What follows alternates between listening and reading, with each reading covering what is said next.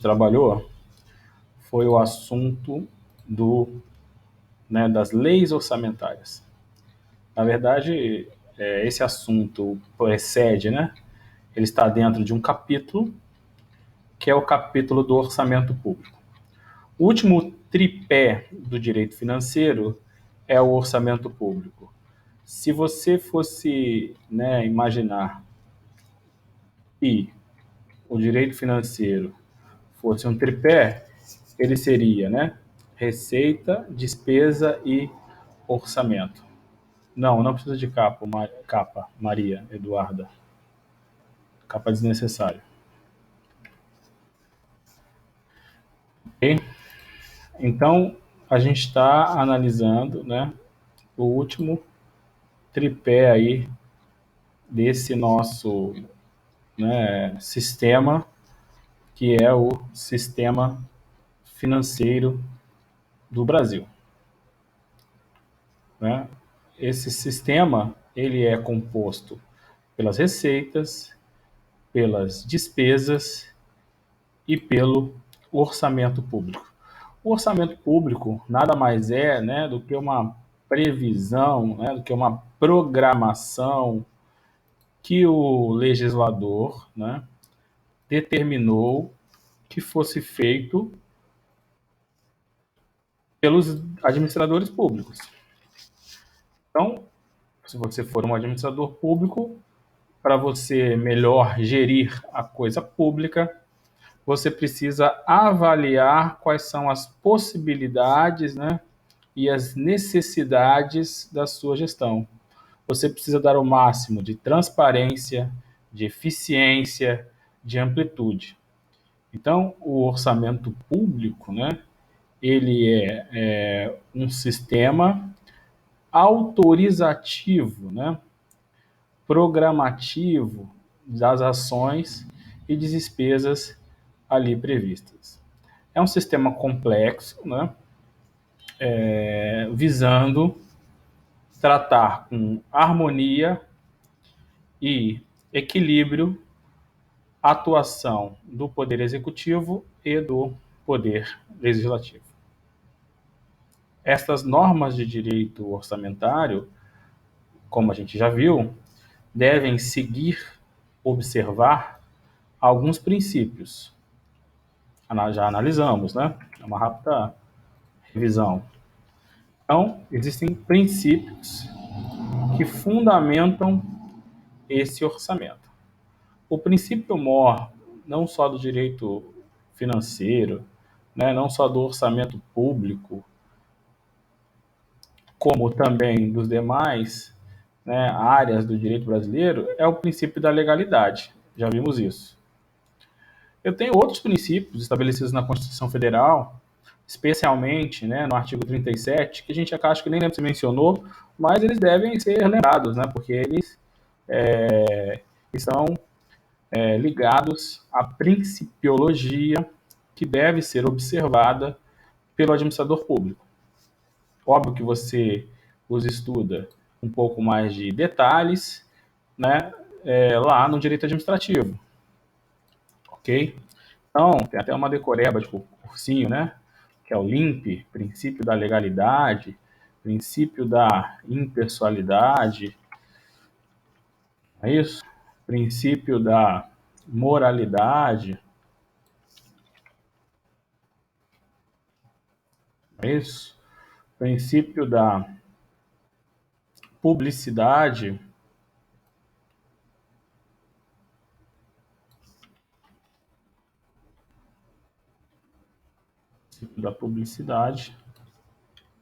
cadê?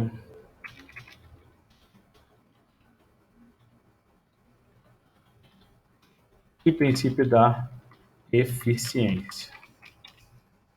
Não são diretamente da nossa disciplina, mas estão indiretamente ancorados em toda a administração pública, inclusive na parte do direito financeiro.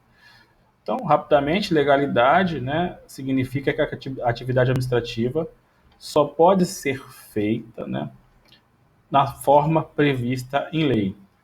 É assim no direito financeiro, né, na captação das receitas, na realização das despesas, né, e toda a área, né, do crédito público, você vai ver.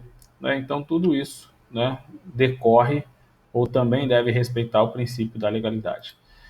Pelo princípio da impessoalidade, perdão, a administração pública tem o dever de tratar todos que com ela se relacionam, direta ou indiretamente, da mesma maneira. Então, você, né, administrador público, né, não deve favorecer A ou favorecer B. Então, num processo de licitação, por exemplo, né, vai ganhar aquele que tiver o melhor preço ou o melhor produto, dependendo, né, do tipo de licitação que você vai estudar depois, mas não pode ser o teu amigo, né, o teu conhecido, alguém que está te favorecendo.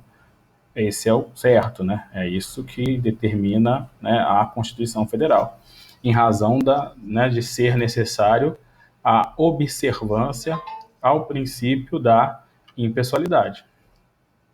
A moralidade na administração pública significa que os agentes, né, devem atuar com padrões éticos, né, de probidade, com lealdade à coisa pública, sob pena, inclusive, de configurar um crime, né, de responsabilidade.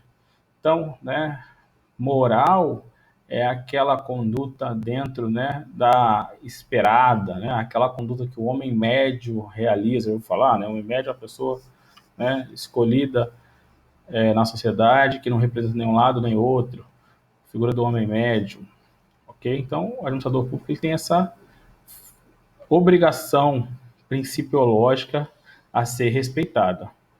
A publicidade, né, vimos inclusive aqui como subprincípio da transparência, determina, né, que os atos praticados pela administração pública são públicos, né, são de interesse coletivo, devem ser a eles dada ampla divulgação desses atos.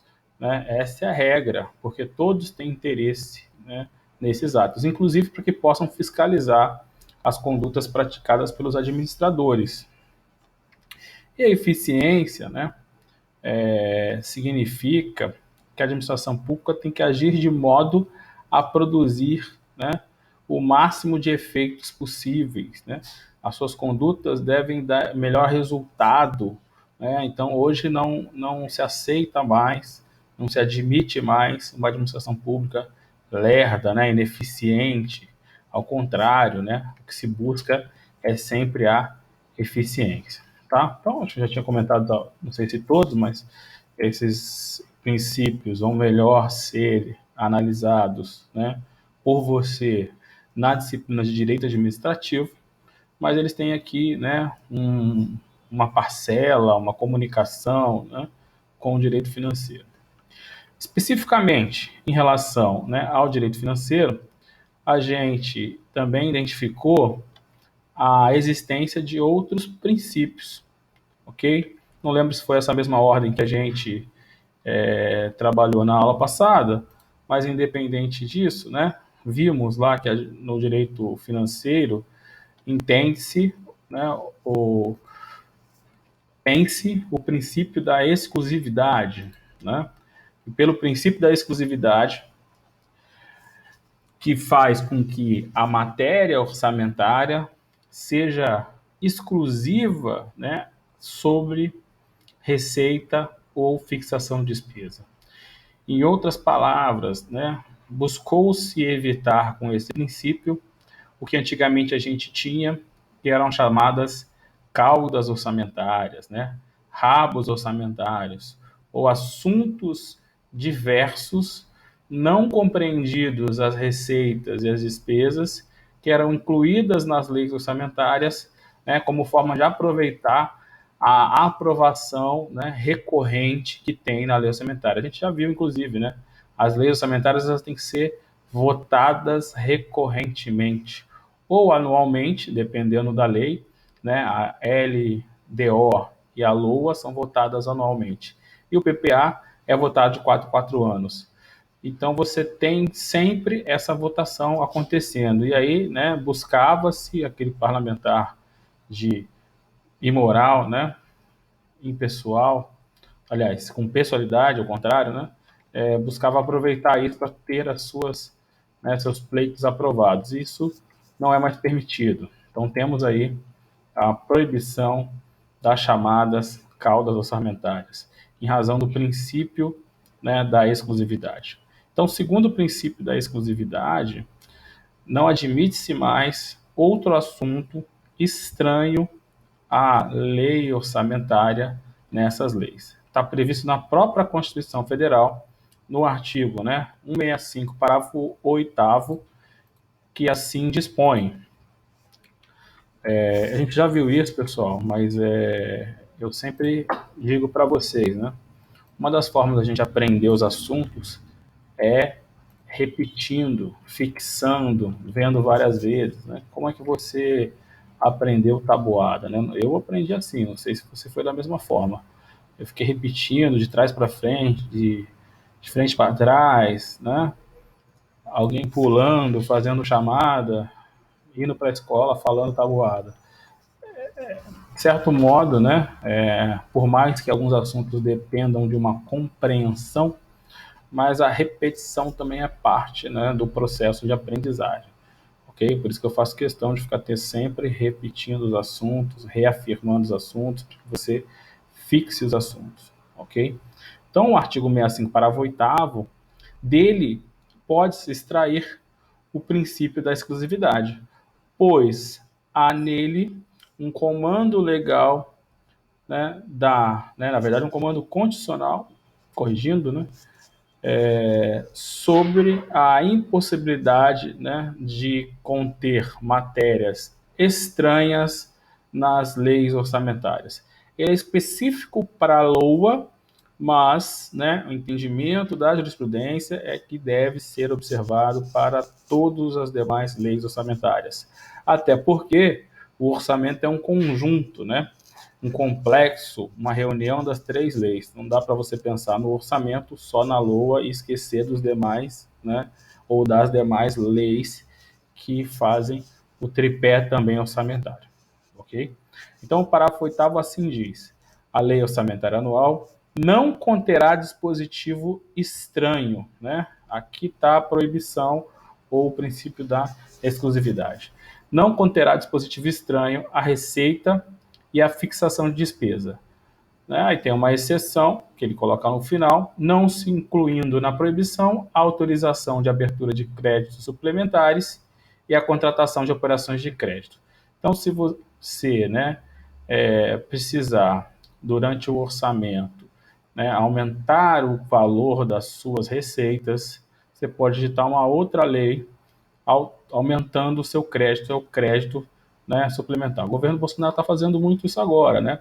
Tendo em vista que as receitas, né, precisavam ser ampliadas, né? Na verdade, os recursos precisavam ser ampliados em razão dos gastos com a pandemia. E aí ele conseguiu autorização do Congresso Nacional para, né, emissão de novos créditos, né, orçamentários que vão ser baseados no endividamento público. Ok? Então, já vimos isso, né? É aí o princípio da exclusividade. O próximo princípio que a gente viu foi o princípio da universalidade.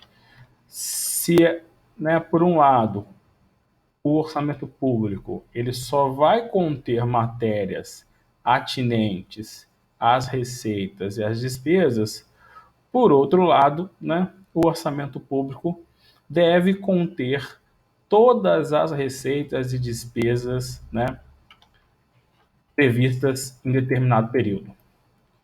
Então, a doutrina chama, né, José Afonso da Silva, de orçamento global.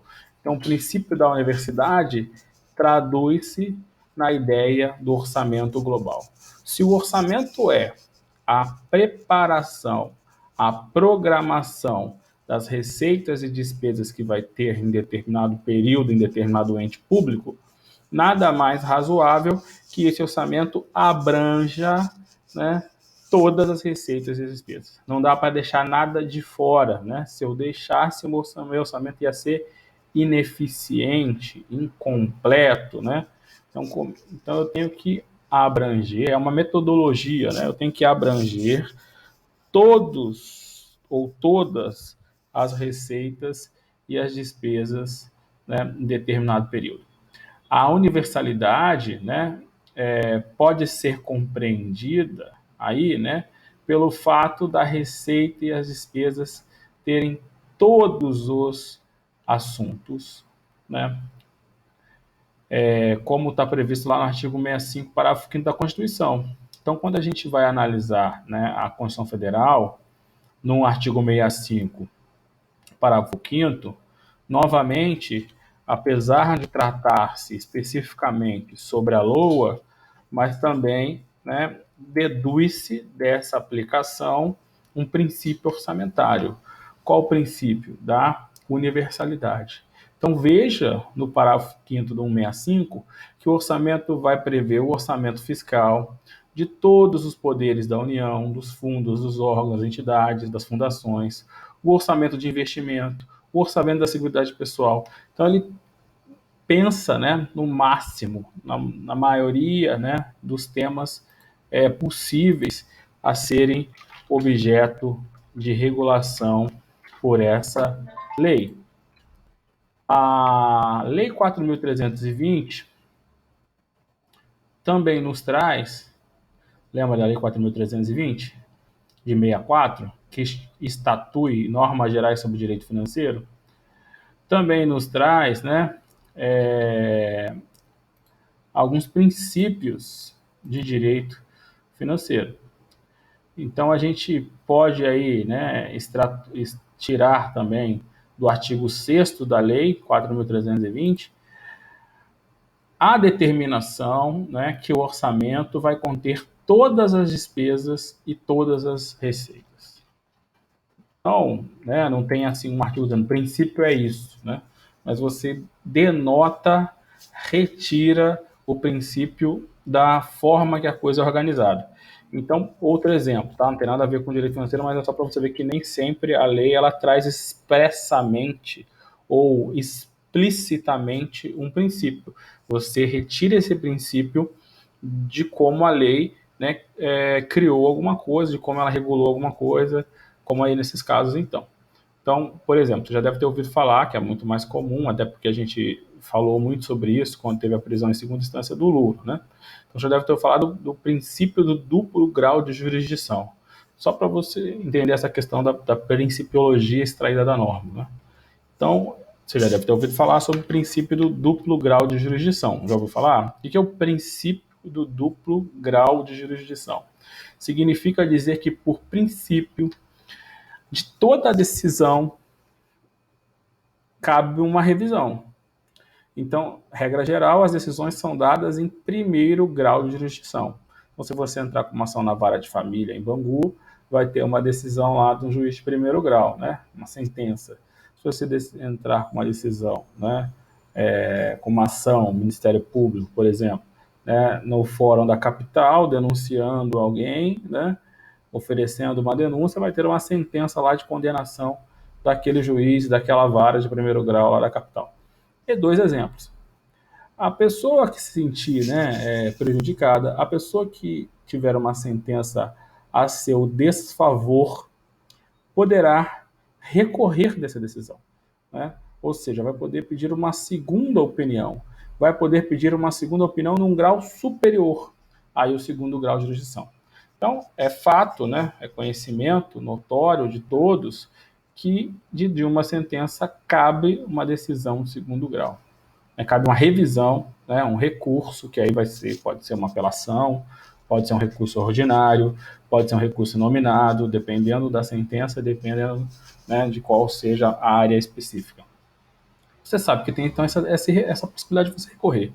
Essa possibilidade de recorrer reflete um princípio chamado princípio de segundo grau, né, de jurisdição. A Constituição Federal não estabelece lá, né? Observe o princípio de segundo grau. Segundo grau é isso. Não fala nada disso. Ela só diz que do tribunal, não é isso? Vai ter desembargadores que vão revisar a sentença de primeiro grau. Em outras palavras, ela dá uma estrutura, né, jurídica, jurisdicional, em que o tribunal vai revisar a decisão do juiz de primeiro grau. Ponto. Então, pela estrutura trazida pela Constituição Federal, observamos, né, retiramos a existência de um princípio, que é o princípio do grau de jurisdição, ok? Só para fazer um paralelo aí para você ver que esses princípios nem sempre estão expressos. Às vezes estão, mas nem sempre estão, tá? Então, essa é a discussão, ok? O outro princípio, olha que interessante, nesse caso previsto, inclusive de forma expressa, na Lei 64, né? Na Lei 4.320 de 64, artigo. Deixa eu achar aqui. Ó, o princípio próximo que a gente vai ver é o princípio da unidade. Perdão, né? O princípio da unidade também está contemplado de forma genérica e não explícita, como eu acabei dizendo, né? No artigo 2º da Lei 4.320. A Lei 4.320, já vimos, extrai normas gerais de direito financeiro, determina que as leis orçamentárias, né, deverão conter, né, ou conterão a discriminação das receitas e das despesas de forma a evidenciar a política econômica financeira e o programa de trabalho de governo. Daí, né, verifica-se a necessidade de um orçamento único, né, orçamento único, princípio da unidade, para cada ente da federação, observada a periodicidade anual. Então, né, o único aqui, orçamento único, traz a ideia de um princípio da unidade. Então, não, imagina, a União só tem um orçamento em 2020, né, um orçamento composto pela LOA, pelo DO e pelo PPA, né, correspondente. 2021 a mesma coisa e assim por diante. Todos os entes da mesma forma, né, estados, municípios, Distrito Federal. É essa a ideia, né, que tem aí de único, tá? Então, o princípio da unidade traduz a ideia de orçamento único. Paralelo ao princípio da unidade está o princípio da anualidade. Anualidade. Então, unidade, orçamento único. Anualidade, orçamento em um ano. Eu preciso estipular qual o período desse orçamento único. E esse período, né, é um princípio da anualidade. Em regra, o orçamento vai ser em anos, né? Ou um ano ou 4 anos. No nosso caso, a gente tem no ordenamento jurídico brasileiro. A LOA é anual. A LDO é anual. E o PPA é plurianual, ou seja, de 4 em 4 anos, tá? Também já vimos, é só uma rápida revisão. Lembre-se também que o artigo 34, também da Lei 4.320, né? A Lei 4.320 de 64, estabelece, né, que o ano orçamentário, né, equivale ao exercício financeiro, que equivale a 1º de janeiro a 31 de dezembro. Então, o orçamento público de todos os entes, né, vai de 1º de janeiro a 31 de dezembro. Nem sempre é assim, né? Se você for para outros tipos de orçamentos de outros entes que não os públicos, como, por exemplo, as empresas privadas, elas podem adotar orçamentos, né, sociais, que aí a gente muda o nome, né, chama de orçamento social, mas a ideia é a mesma, e outro período, normalmente de março a março. Uma empresa também precisa apurar em determinado período os seus lucros e os seus resultados, né? Se ela teve lucro, prejuízo. Então, isso vai ser feito também num período anual, só que não é necessariamente o período, né, do ano civil. Aí, o estatuto da empresa, né, vai definir lá, a diretoria vai definir qual é o período do seu orçamento. Só fazer um paralelo para você ver que nem sempre é exatamente dessa forma, tá bom? E lembrando também que, excepcionalmente, o PPA é em 4 anos e não em 1 ano.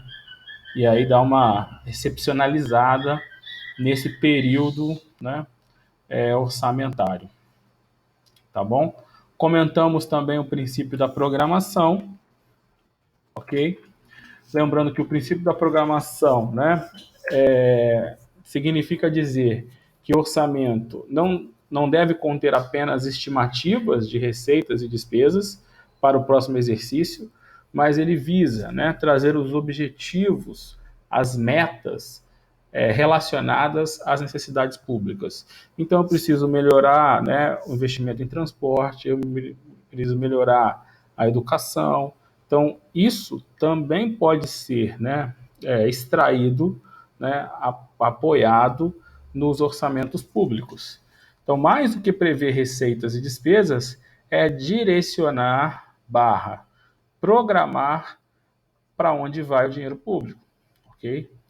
Né? Atingir metas, objetivos, é o princípio da programação.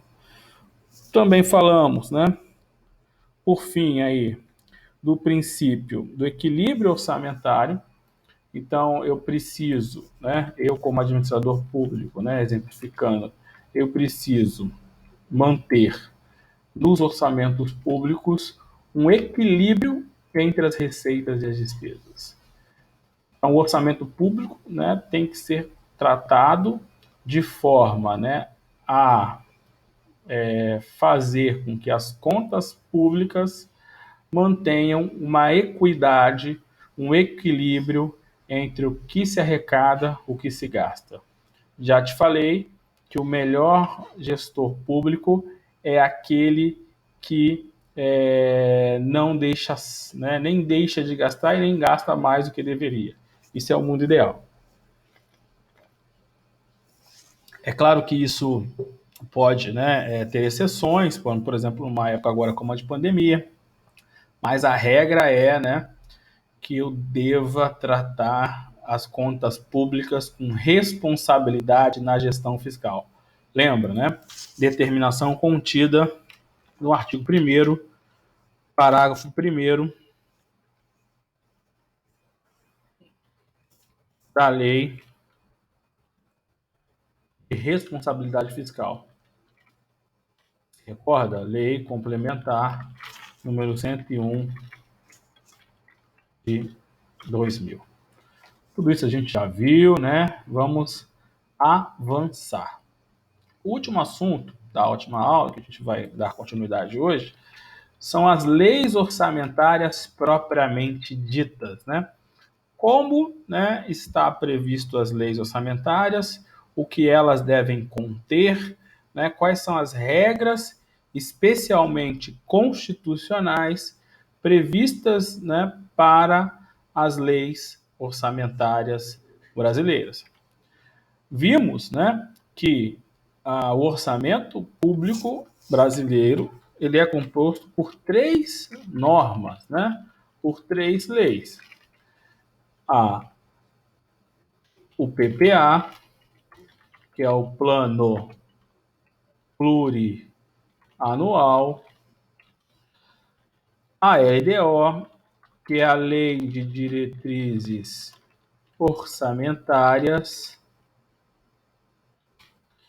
e a LOA, que é a Lei Orgânica Anual. Então, se você quiser observar se o seu prefeito está cumprindo o seu orçamento, você vai ter que olhar as 3 leis, porque uma cuida de cada aspecto do orçamento. Cada uma cuida de cada aspecto do orçamento. Então, cada uma cuida de uma, né, de uma parte, vamos dizer assim, do orçamento, né, de um aspecto do orçamento, certo? Primeira coisa que eu te destaquei, que era importante lembrar, é que todas elas são leis de iniciativa do chefe do Poder Executivo. Então, né, a LOA do governo do Estado do Rio de Janeiro foi enviada pelo governador. A LOA da Prefeitura do Rio de Janeiro foi enviada, né, projeto de lei para aprovação e sanção depois, né, pelo prefeito e pelo presidente, se for federal. Tá? Isso é importante, isso cai em prova, né, concurso, OAB, pois é um diferencial. Regra geral, né, as leis podem ser propostas por várias pessoas, Pode ser proposta pelo chefe do executivo? Pode, mas pode ser proposta por um próprio parlamentar, pode ser proposta até para as pessoas, né, lá nas leis de iniciativa popular, você deve ter ouvido falar, tá? Isso é regra geral. Aqui no orçamento é uma exceção. Só o chefe do executivo poderá propor, né, leis orçamentárias, certo? Então já vimos isso. Então, o chefe do executivo, ele vai, antes de falar do projeto, né, do sistema, vamos falar novamente, rapidinho, sobre o que tem cada lei. A Constituição Federal, né, estabelece que, no artigo 65, o que vai tratar cada lei, certo? Em outras palavras, né, o plano plurianual, por exemplo, né, é o responsável pelo planejamento estratégico. Já falamos sobre isso, rapidamente, só para não deixar de falar.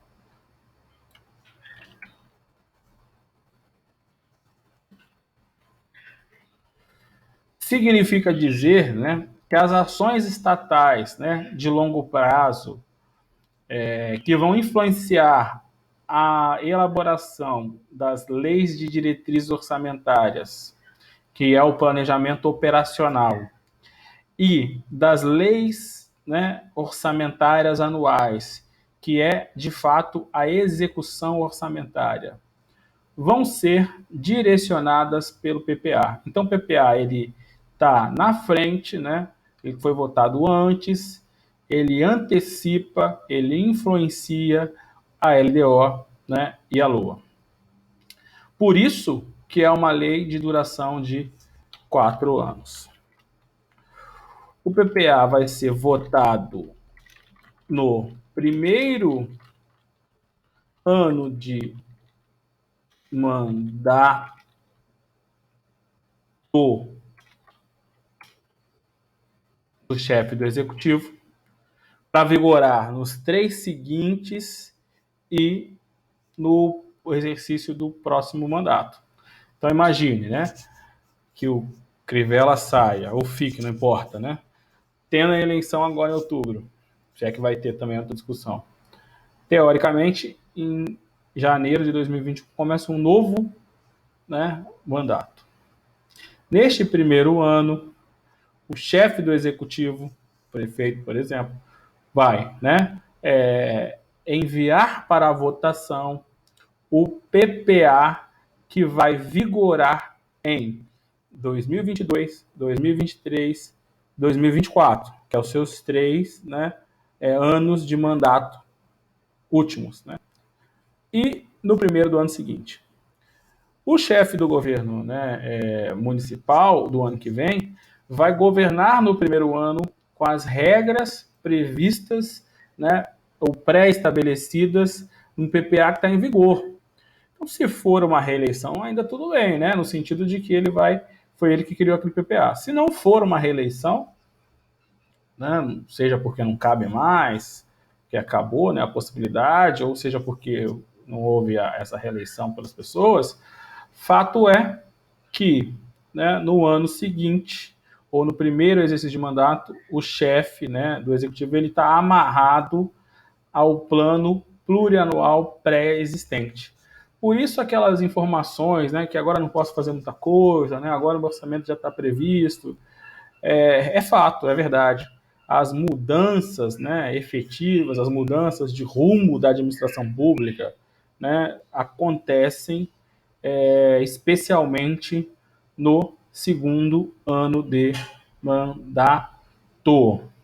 Isso porque, né, todas as leis orçamentárias terão sido aprovadas, né, propostas e aprovadas no governo atual. E, portanto, né, aí sim há, de fato, uma mudança, né, na gestão, pois o primeiro ano acaba, né, vinculando o governante a um plano pré-estabelecido, certo? É algo em regra, né? Geral, no geral, ok? O artigo 165 da Constituição Federal, também já falamos, no seu parágrafo 1º, né, estabelece que a lei que instituir o plano plurianual estabelecerá de forma regionalizada as diretrizes, os objetivos e as metas da administração pública federal para as despesas de capital ou outras delas decorrentes e as relativas aos programas de duração continuadas, né? Pense que o PPA é, o planejamento estratégico, certo? Já a LOA, né, é o seu planejamento operacional. Tá, e aí, né? Como vamos fazer no ano seguinte? A LOA vai ser votada prévia, né? A gente vai ver daqui a pouco, mas dentro de um ano. Primeiro eu voto a LOA, a LDO, depois eu voto a LOA.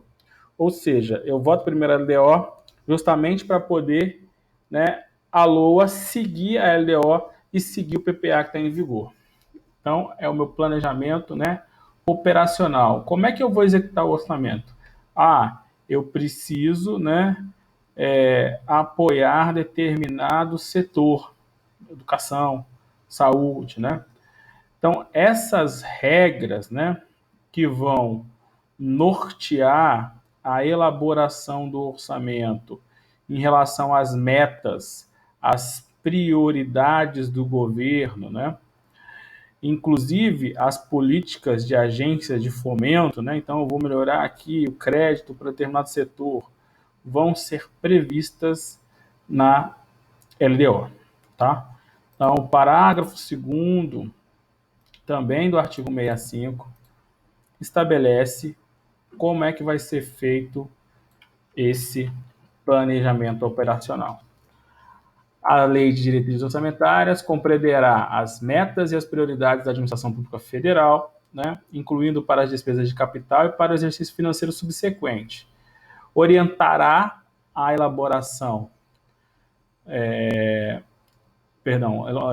orientará a elaboração da Lei Orçamentária Anual e disporá sobre alterações à legislação tributária e estabelecerá a política de aplicação da agência de fomento. Lembre-se que eu também te disse que, apesar da Constituição Federal, né, falar de lei federal, né, mas aplica-se aos demais entes pelo princípio, né, da simultaneidade, né? Então eu replico esses instrumentos para os outros entes públicos. Também já falamos sobre isso, ok? E por fim, também não menos importante, eu tenho, né, a LOA. A LOA é, de fato, né, o orçamento. A LOA, ou a Lei Orçamentária Anual, é, de fato, aquela que vai tratar da execução fiscal.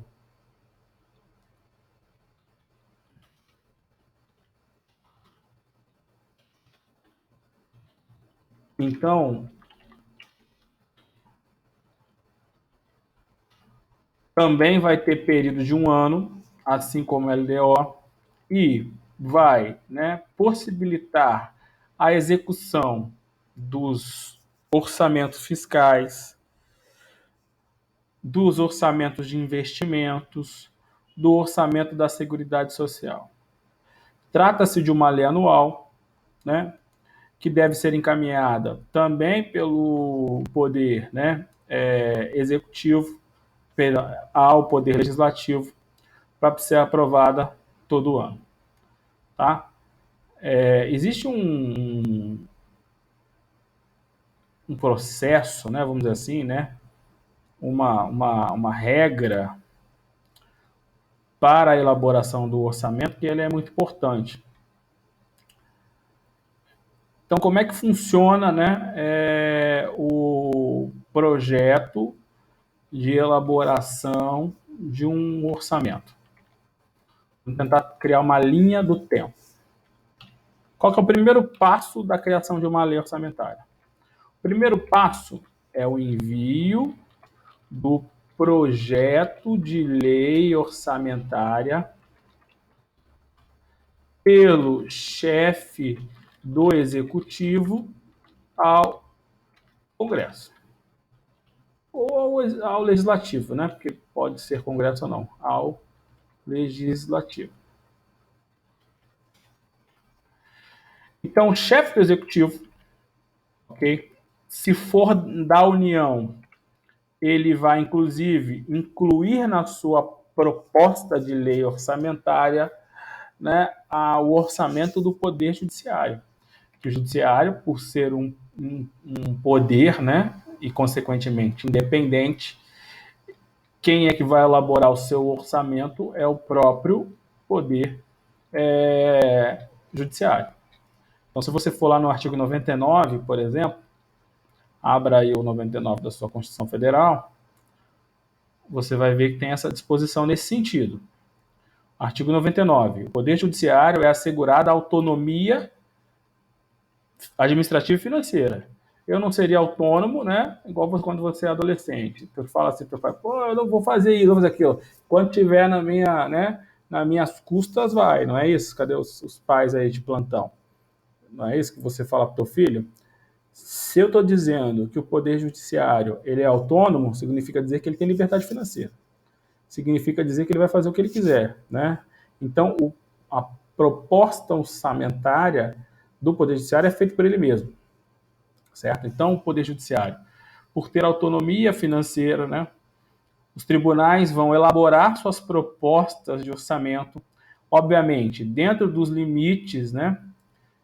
Previstos nas leis, nas demais leis. Então, os tribunais, parágrafo 1º, artigo 99, elaborarão suas propostas orçamentárias dentro dos limites estipulados conjuntamente com os demais poderes e das leis e diretrizes orçamentárias. Então, tá bom, você pode gastar 5 bilhões de reais.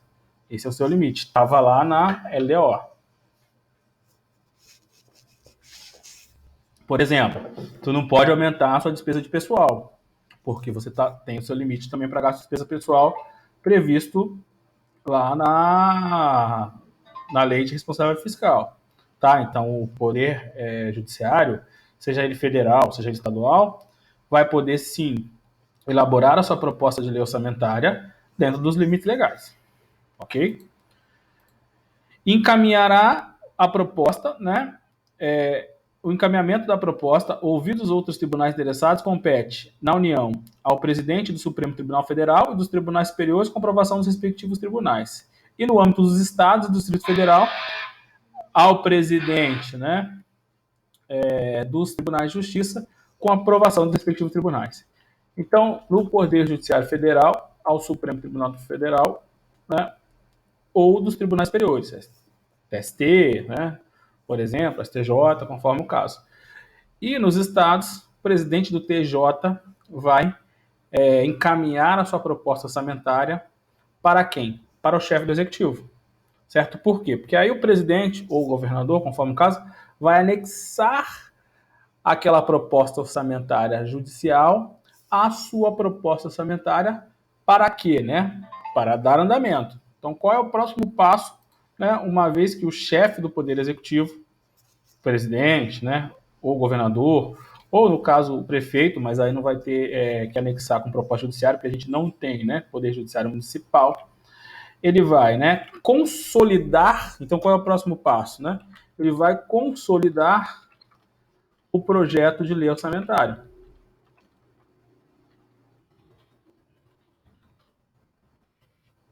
Certo? Principalmente no Estado e na União, tendo em vista que eu tenho uma proposta, né, de origem do Executivo, que eu preciso juntar com a proposta do Poder Judiciário.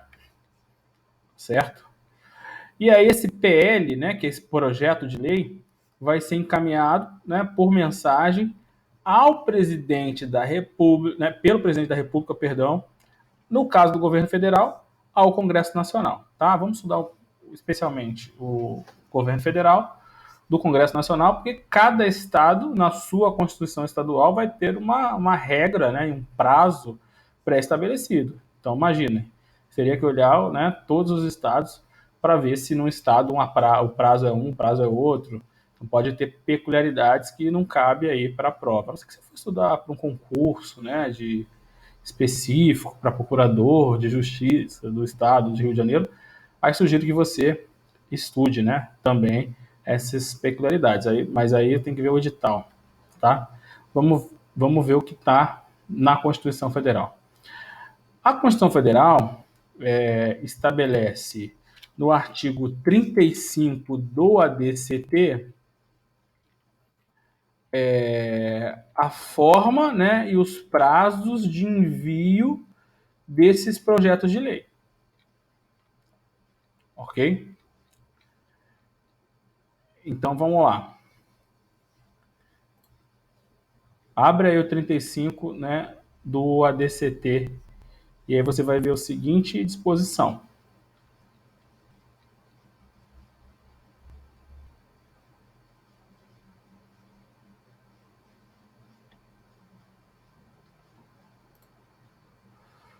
Ó, 35, parágrafo 2º.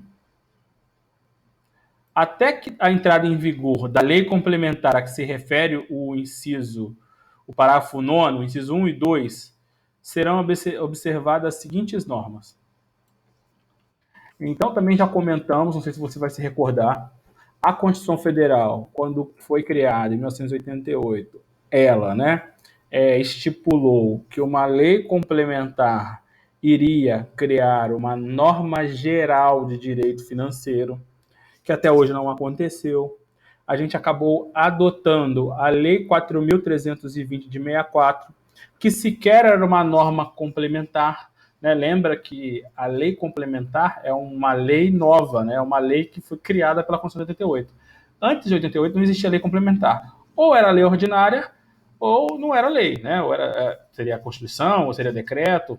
Então essa espécie normativa, né, que é a lei complementar, surgiu a partir da Constituição de 88. A Constituição de 88 entendeu que para algumas matérias, né, que ela achava mais importante, que assim ela escolheu, essa matéria vai ser objeto de criação, né, de regulamentação por lei complementar, ok? Por quê? Porque a lei complementar era mais difícil de aprovação que uma lei ordinária. Então, é uma forma de eu proteger melhor o assunto também, né? Então, um dos assuntos que são, né, ou que serão regulados por lei complementar são as normas gerais de finanças públicas, assim como são as normas gerais de direito tributário, por exemplo, né? Eu ainda não criei, né? Qual o problema? A Constituição de 88 criou um monte de regras novas, né? Um monte de regras que deveriam ser reguladas por lei complementar, mas ainda o legislador não teve tempo, vamos dizer assim, né? De fazer essa edição dessas novas leis. Enquanto isso não acontece, não vem uma lei complementar para tratar, né, de forma geral sobre direito financeiro ou sobre direito tributário, a gente adota o que tem, né? Existe aí o fenômeno da recepção. Você já deve ter estudado, acho que a gente já comentou aqui, inclusive, né? Então, a gente recepcionou uma norma geral de direito financeiro, que é a 4.320. A gente recepcionou uma norma geral de direito tributário, que é o Código Tributário Nacional. Fato é que ela, na origem, né, essas normas não foram aprovadas como lei complementar, porque à época não existia essa espécie normativa. Mas hoje existe. Então, se eu quiser alterar a Lei 4.320, eu tenho que alterar através de uma lei complementar, que ela foi recepcionada com status de lei complementar. Ok? Então, né, a Constituição Federal, no artigo 65, ao estabelecer que criaríamos uma norma geral de direito complementar, também criou, né, uma regra, né, de votação ou de prazo de votação das leis orçamentárias. Enquanto não, né, porque que eu quero que você entenda, a Constituição Federal mudou toda a perspectiva orçamentária, mudou toda, né, o regramento de orçamento, instituiu essas 3 leis orçamentárias que até então não tinha, instituiu a necessidade de criar uma lei complementar que até então não tinha. A gente até adota a 4.320, mas ela não tem tudo o que a gente precisa, certo? Uma das coisas que a lei 4.320 não tem e que o legislador constituinte resolveu provisoriamente era o prazo, né, de votação dessas leis orçamentárias. Em outras palavras, enquanto não se aprova, né, uma lei complementar nos termos do artigo 165, parágrafo 9º, a gente vai adotar a Lei 4.320. E também vamos ter que se utilizar de uma previsão provisória criada pelo legislador, que está lá no ADCT. Então, o ADCT, que a gente já comentou também em aula, que é o Ato de Disposições Constitucionais Transitórias, ele serve para quê? Ele serve para regular provisoriamente alguns assuntos que foram trazidos pela Constituição de 88, que deveriam ser regulados a futuro, né, ou posteriormente, por leis criadas pelo legislador, que muitas vezes até hoje não foi criado, e a gente fica utilizando a DCT. Então, um exemplo mais simples, né, a Constituição estabeleceu, né, o fim da estabilidade do trabalhador seletista, né? Então, antes da Constituição de 88, existia a chamada estabilidade decenal. Não sei se você ouviu falar. Hoje a gente fala, vira servidor público, você não vai ser mandado embora, tal. Você sabia que antes da Constituição de 88, né, o trabalhador seletista, né, ou seja, o trabalhador normal contratado pela CLT, também tinha estabilidade? Então, ele, ao adquirir 10 anos de trabalho na mesma função, né, na mesma empresa, ele só poderia ser mandado embora, né, se a empresa provasse que ele cometeu uma justa causa. Então a empresa tinha que abrir um inquérito judicial, né, para comprovar a sua conduta errônea, né, ilegal, né, e permitir que ele fosse mandado embora. Em outras palavras, existia estabilidade do trabalhador, né, seletista, certo? Era chamada de estabilidade decenal. A Constituição de 88 aboliu a estabilidade do seletista, ou seja, você não tem mais isso. Em compensação, criou o FGTS, o Fundo de Garantia por Tempo de Serviço. Então você, né, também para não ser mandado embora sem justa causa e ficar com uma mão na frente e outra atrás, né, entre aspas, como a gente diz, você também pelo menos vai ter uma indenização, certo? Proporcional ao seu tempo de trabalho, que é a indenização do Fundo de Garantia por Tempo de Serviço. Então, o empregador vai contribuir mensalmente com um fundo que você vai resgatar no momento que você for mandado embora. Isso veio para substituir o fim da estabilidade decenal. Toda a estabilidade acabou? Não. Existem ainda as estabilidades provisórias, né? Estabilidade do sindicato, estabilidade do cipeiro, né, daquele trabalhador que é da Comissão Interna de Prevenção de Acidentes, e estabilidade da gestante, por exemplo. Então, existe estabilidade, mas são estabilidades provisórias. A estabilidade do acidente de trabalho. E, por exemplo, a estabilidade da gestante, a Constituição assegurou esse direito e disse que uma lei ia regular. Enquanto a lei não regula, o legislador colocou na DCT, né, artigo 10 da DCT, a linha 2B, se eu não me engano, a previsão da estabilidade da gestante. Por quê? Porque queria que lá já entrasse em vigor imediatamente, né? Outros direitos trazidos pelo Constituinte, que até hoje não foi regulado, né? Como a gente viu, né? A gente pediu para vocês fazerem um trabalho de direito de greve, não pedi? Então existe, eu acho que eu comentei, não lembro. Então existe, né, o direito de greve assegurado, inclusive ao funcionário público, nos termos da lei. Só que até hoje o legislador não fez uma lei para definir qual servidor público pode fazer greve e de que forma essa greve pode acontecer. Moveram um tempo atrás uma ação no Supremo, né? Uma ação direta de inconstitucionalidade por omissão, e o Supremo falou que até que a lei que regulamentasse o direito de greve do serviço público fosse criada, aplicava-se no que couber a lei de greve do trabalhador comum, né, do seletista. Então, só para você ver que muita coisa foi criada na Constituição de 88, né, e não tem ainda lei regulando, né, definindo os parâmetros desses direitos.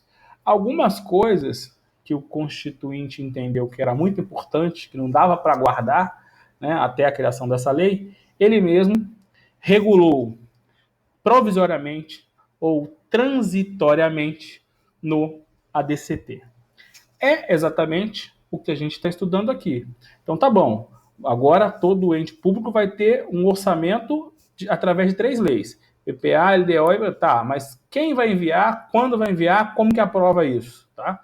Essa regra foi provisoriamente, né, regulada também na DCT. Então a DCT, né, vai, né, propor a forma de envio desses projetos de lei. O ADCT vai dizer assim, ó, o PPA ele tem que ser encaminhado ao Congresso Nacional antes do encerramento do primeiro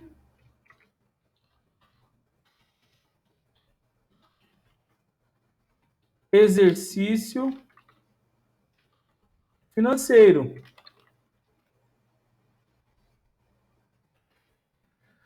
Ou seja, até 31 de agosto do primeiro ano de mandato. Já te disse isso. O PPA não vai ser votado no primeiro ano de mandato? Então, imagine na eleição municipal que vai ser ano que vem.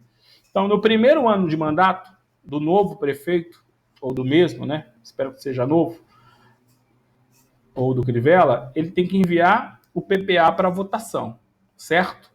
Quando que ele tem que enviar esse PPA para votação? Até 31 de agosto. E aí o Congresso Nacional, no caso do prefeito, né, a Câmara de Vereadores, vai devolver até 22 de dezembro. Obviamente, daquele mesmo ano. A gente diz que é a data de encerramento da sessão legislativa. Certo? Então, a lei vai, né, no caso a DCT vai dizer, ó, eu envio aqui, né, o PPA nessa data para ser votado em tal data. Vai fazer a mesma coisa para a LDO. Vai fazer a mesma coisa para a LOA. A LOA, não, vamos seguir a mesma regra, né? A mesma ordem do artigo 65. Deve ser enviada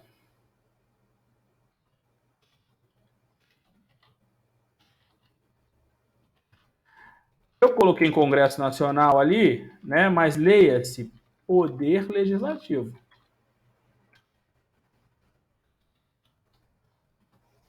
Certo? Vamos focar no Poder Legislativo, porque é o que está na Constituição que cai em concurso.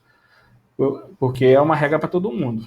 Aí, novamente, eu posso ter na lei orgânica do município alguma divergência. Isso é possível, tá? Porque isso não está na Constituição, está na DCT.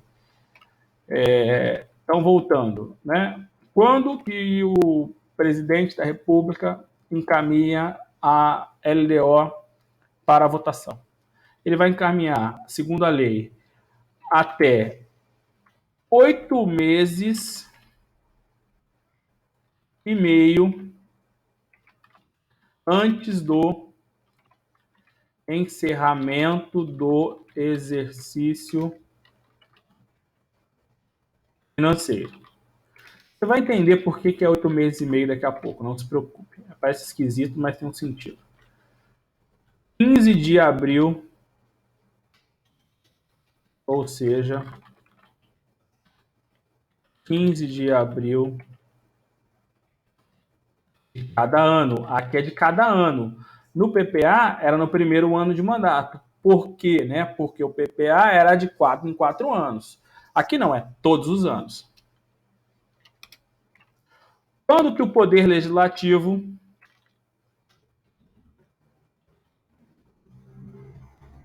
deve ser devolvido pelo... Lembrando, né, a Constituição fala de Congresso Nacional. Até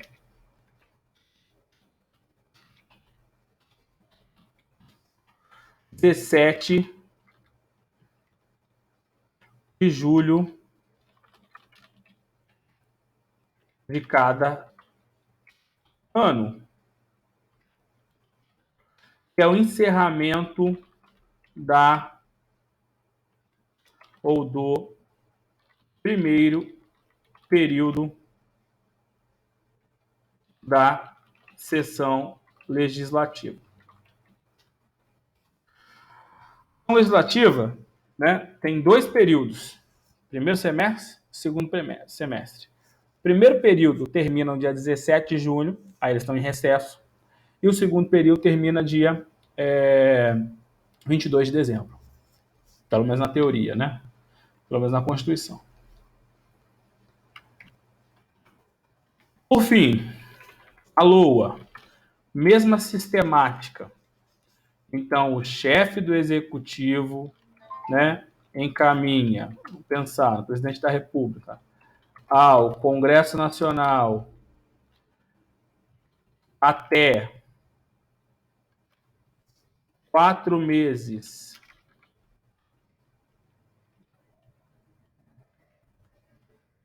antes do encerramento do exercício financeiro, ou seja, aí é igual tá lá em cima, tá? Depois eu vou explicar o motivo, mas tá certo. A data, né, anual é igual ao PPA. De agosto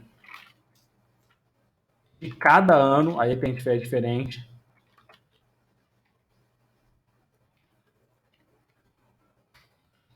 E deve ser devolvida para quem, né? Para a sanção. Devolvida para a sanção até 22 de dezembro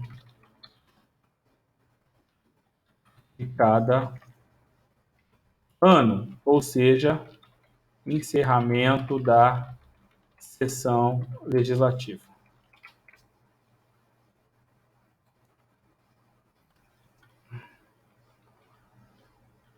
Pessoal, então vamos lá. Vamos tentar uniformizar agora o entendimento.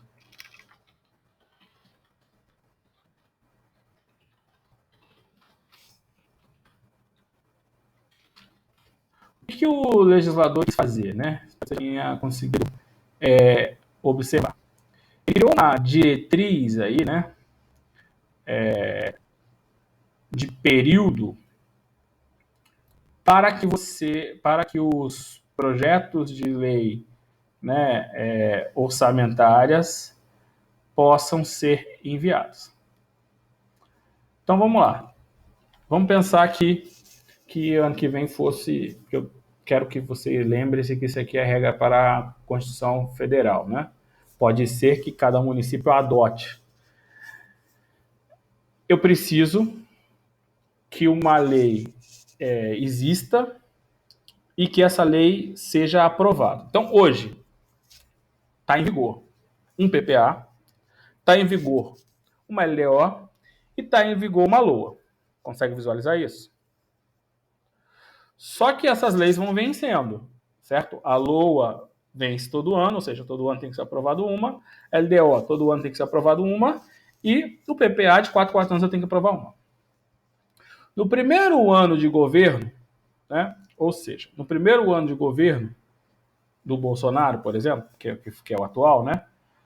Me ajude aí. Bolsonaro foi eleito em 2018 e começou o seu primeiro ano em 2019. Confere? Tá por aí? Obrigado.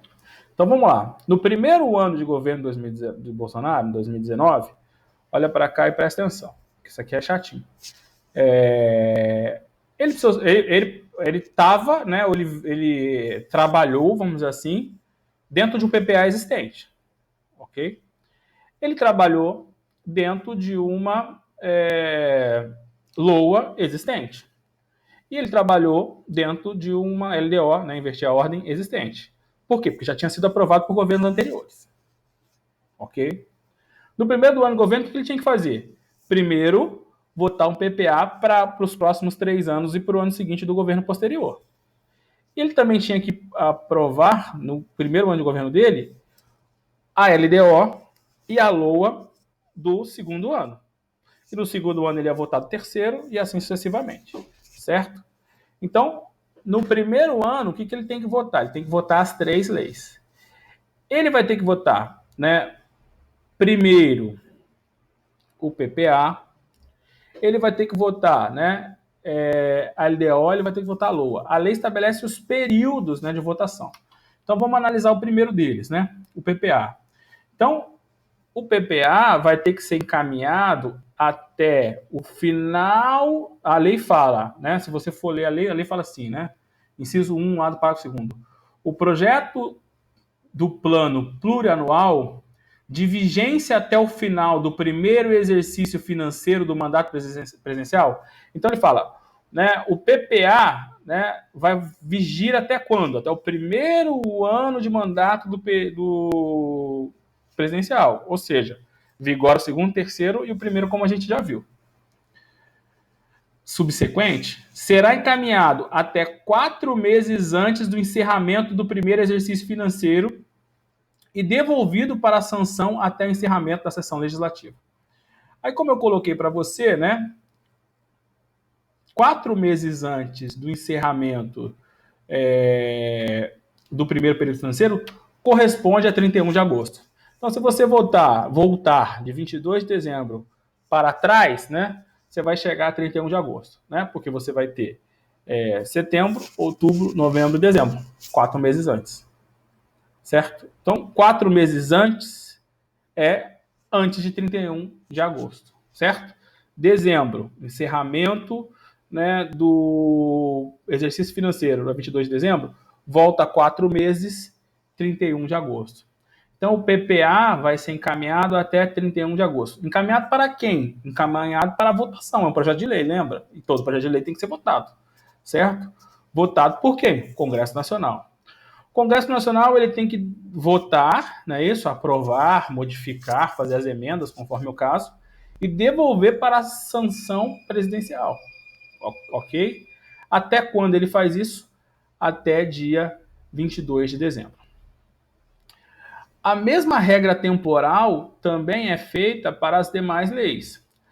O artigo 35, parágrafo 2º, inciso 2 do ADCT, diz que a LDO tem que ser encaminhada até 8 meses e meio antes do encerramento do primeiro exercício financeiro, ou seja, você vai contar de dezembro para trás 8 meses e meio, que vai dar 15 de abril de cada ano.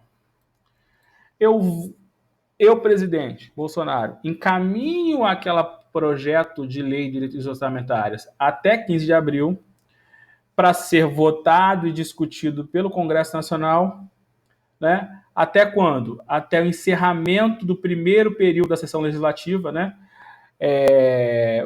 A sessão legislativa são 2 períodos, o primeiro período e o segundo período, como eu já falei. Primeiro semestre, segundo semestre. O primeiro período se encerra, né, dia 17 de julho. Então, ele envia dia 15 para ser devolvido para a sanção ao veto até 17. E a terceira lei, que é a LOA, ela vai ter o mesmo período de envio do PPA. Então, vai ser enviado também em 4 meses antes do encerramento do exercício financeiro, ou seja, 31 de agosto, para ser devolvido até o dia 22.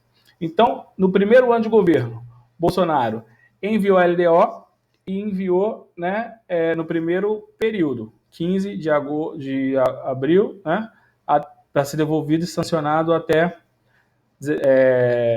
17 de julho, certo? Primeiro semestre. No segundo semestre, o que ele tem que votar? Ele enviar, né, para votação a LOA, o orçamento, efetivamente, a execução fiscal, e o seu PPA, ok? Aí ele envia os 2, que são no mesmo período. No segundo ano de governo, vai enviar a PPA? Não, vai enviar primeiro a LDO. Lembra que a LDO antecipa, né, os limites, as diretrizes da LOA? Então, no segundo ano de governo, primeiro envia a LDO, certo? Depois envia a LOA. No terceiro ano de governo, Primeiro envia LDO, depois envia a LOA. No quarto ano de governo, LDO e a LOA. E o próximo PPA, a princípio, não vai ser com ele, porque é outro mandato, né? A não ser que se reeleja, como a gente já comentou, tá? Não tem jeito, né? É uma decoreba de datas, eu sei disso, de prazos, mas isso cai em prova, né? Você sabe que o examinador, né, do concurso, ele adora prazos, né, percentuais, e você tem que anotar, né, e lembrar desses prazos de envio dos projetos de lei orçamentária previstos no artigo 35 da DCT, tá? Não fica triste comigo, mas essa é a regra do jogo. Então, destaco para você aí a importância desses prazos. Tá bom, e aí, né? Chegou lá no Congresso Nacional, o que acontece? Esse projeto vai para uma comissão, você já deve ter ouvido falar. Comissão mista de orçamento.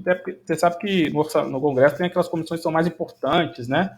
Quer uma comissão importante? Essa daí. Comissão mista de orçamento. Ou seja, membros, né, do Senado e dos deputados vão analisar os projetos de lei orçamentárias, emitir pareceres favoráveis ou não para ser votado, certo? É aí nesse ponto que são feitas aquelas emendas, né? Inclui aí, né? Existe a possibilidade do deputado colocar, né, um aumento de uma emenda na saúde para a sua bancada, né, para o seu estado. Então existe as emendas, né, acontecem nesse momento, antes da votação, quando o projeto de lei está na comissão mista de orçamento para análise e emitir o parecer, no sentido que se aprova ou se não aprova. Tá? Recebido o projeto, né, das emendas, as emendas não podem sofrer aumento, né, de despesas, devem ser compatíveis com o PPA, devem ser compatíveis com a LDO, devem ser, né, indicar os recursos caso haja, né, aumento de despesa. Tá? Tudo isso está no artigo 166 da Constituição Federal. Estou resumindo para você, tá? CF 166.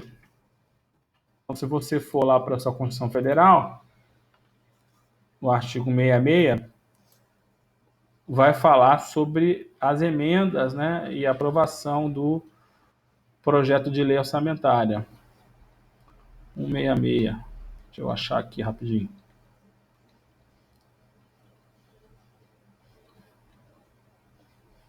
Só um minutinho.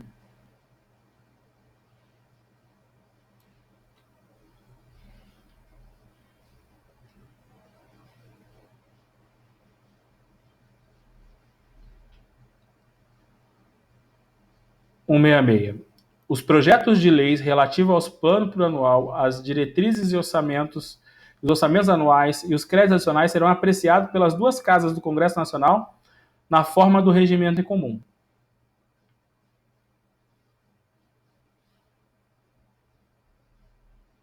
Vou destacar que é mais importante, né? Porque tem muita informação aqui. Teria que fazer um curso sobre